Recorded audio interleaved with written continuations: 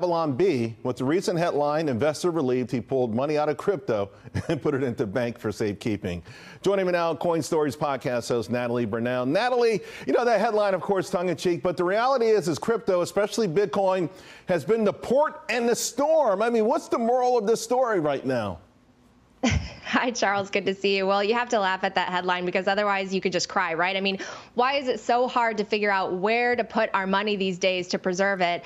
And I think it's notable to see that Bitcoin worked this weekend when banks didn't. New people joined the network, blocks were created, and new Bitcoins were minted on a predictable schedule.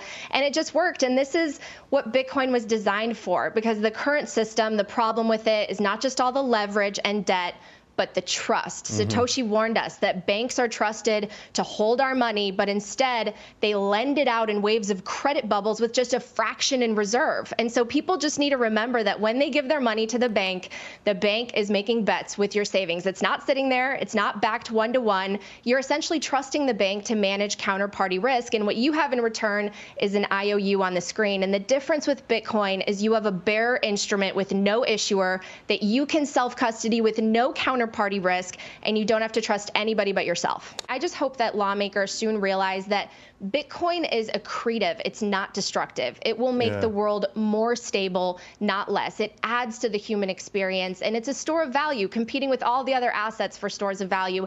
And it does not destroy the dollar. Frankly, the dollar is dying by 1,000 cuts at the hands of bureaucrats who are taking us further and further into debt. And Bitcoin is a way to strengthen the whole system by presenting an alternative, a form of hard money tied to energy, decoupled from politics. Yeah, but how will lawmakers curry favor? How will lawmakers print money for the next welfare program that curries favor, or the next special interest that curries favor?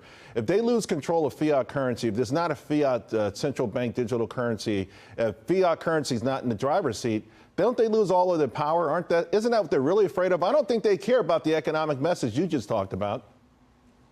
I think that people sometimes forget that we hold the power. We're the ones electing them, and we get the government that we demand. And so they might be proposing ideas like a different kind of blockchain, a CBDC, a programmable political form of money controlled by the state. But that's not the answer. The answer is a decentralized alternative with a capped finite supply that no one can manipulate and that no one can control. And Bitcoin offers that alternative. Well, certainly Bitcoin has shined in a moment of truth for sure. Natalie, thank you so much. Appreciate it.